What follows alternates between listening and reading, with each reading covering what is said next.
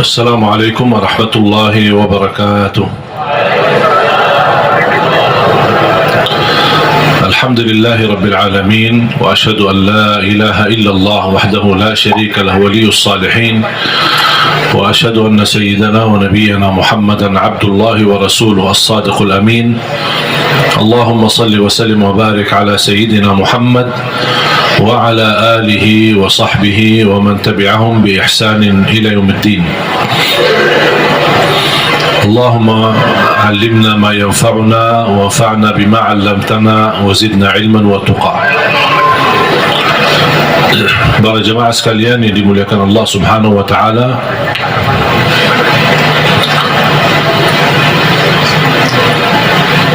begitu luar biasa kemuliaan Al-Quran untuk kita. Kita terpilih menjadi umat Nabi Muhammad sallallahu alaihi wasallam, menjadi ummatul Quran. Quran yang abadi, Quran yang suci, dijamin tidak ada celah di dalamnya, tidak ada kesalahan, tidak ada kebatilan.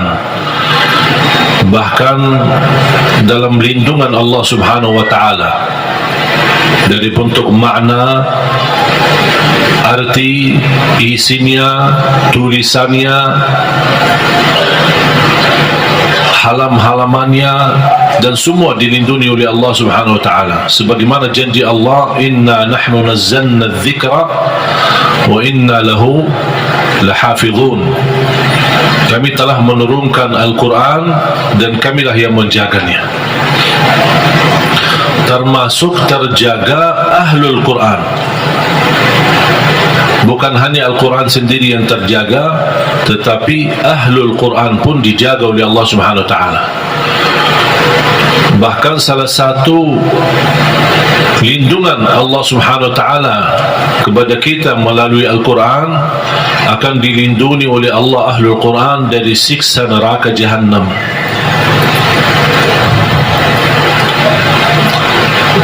Artinya, kalau ada seorang Ahlul Quran tapi masih berlaku dosa maksiat, dan seandainya dihukum oleh Allah untuk masuk neraka sementara, untuk disucikan dan membersihkan dari dosa dan maksiat, neraka pun tidak akan mampu menghanguskan kulitnya dan tidak akan mampu membakar hatinya, karena isinya Al-Quran.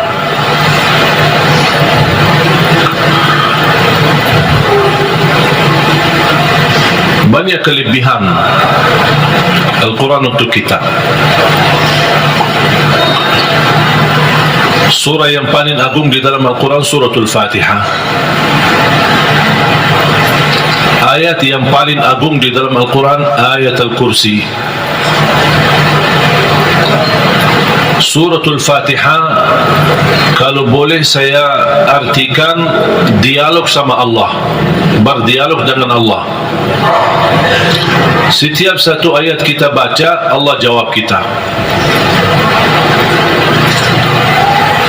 Makanya disunnahkan kalau kita baca Suratul Fatihah, jangan disambungkan ayatnya. Setiap ayat berhenti. Sebagaimana dijelaskan oleh Siti Aisyah radhiyallahu anha, kana Rasulullah SAW idza qara'a al-Fatihah kana yufassiruha tafsira. Ketika Rasulullah SAW membaca suratul Fatihah, seperti dia mentafsirkan suratul Fatihah, saking pelan-pelan dan bertahap-tahap membaca ayat-ayatnya suratul Fatihah, menunjukkan beradab sama Allah Subhanahu wa taala, kehormatan, karena dia sedang berdialog dengan Allah melalui bacaan suratul Fatihah. Sebagaimana Rasulullah SAW bersabda di hadis yang diriwayatkan Imam Tirmizi, hadis itu hadis qudsi, qasamtu as-salata baini wa baina 'abdi nisfain. Aku telah membagikan salat antaraku dan hambaku, kata Allah, menjadi dua bagian. Dan yang dimaksud kata as-salat di hadis ini adalah suratul Fatihah. Ternyata suratul Fatihah memiliki banyak nama. Disebutkan nama di antara lain Al-Fatihah, Ummul Kitab, Ummul Quran, As-Salah, Asy-Syafiyah, Ar-Raqiyah, Al-Waqiyah, menyembuh segala penyakit,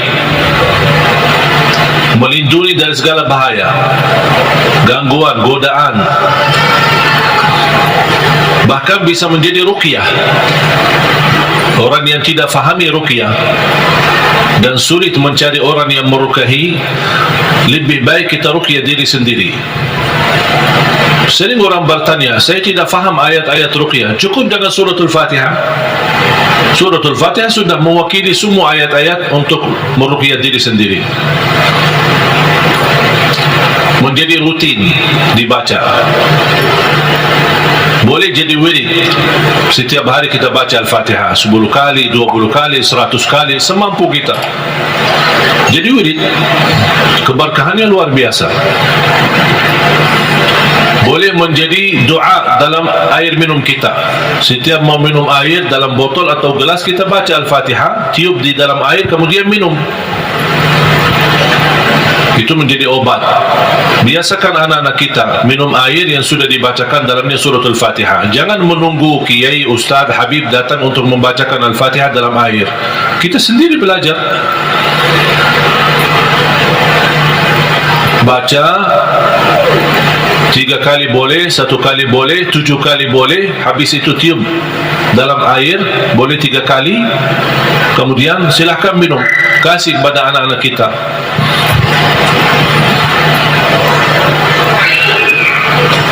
Al-Fatihah sebagai obat menyembuhkan penyakit kita. Ada yang merasa gesak di hati, merasa stres kepalanya, boleh taruh tangan yang kanan di atas kepala dan baca Al-Fatihah. Di atas dada kita baca Al-Fatihah. Itu sungguh subhanallah. Al-Quran sebenarnya seluruh Al-Quran, seluruh isi Al-Quran itu obat. Qul huwa lilladzina amanu hudan wa shifa. Sungguh Al-Quran itu petunjuk dan obat, menyembuhkan penyakit bagi orang-orang yang beriman. Berarti Al-Quran menyembuh penyakit hanya berlaku bagi orang yang beriman. Yang tidak beriman tidak berlaku.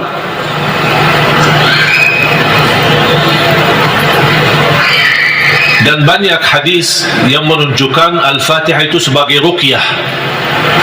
Sebagaimana hadis Abu Musa Al-Asy'ari radhiyallahu anhu ketika mengobati seorang kepala kampung yang sambat sakit, kemudian dibacakan Al-Fatihah, kemudian faka'annama nashita min iqal, sampai dia sembuh seperti tidak pernah sakit sebelumnya. Dan mereka mencerita ketika mereka pulang ke Madinah bertemu Rasulullah SAW, mereka mencerita apa yang terjadi bersama orang kampung. Di antaranya kepala kampung yang sedang sakit, dibacakan Al-Fatihah, dia sembuh. Rasulullah SAW bersabda, "Wa ma yudrika annaha ruqyah." Dari mana wahai Abu Musa kamu tahu itu ruqyah? Itu menunjukkan Rasul setuju dengan perilaku Abu Musa Al-Asy'ari.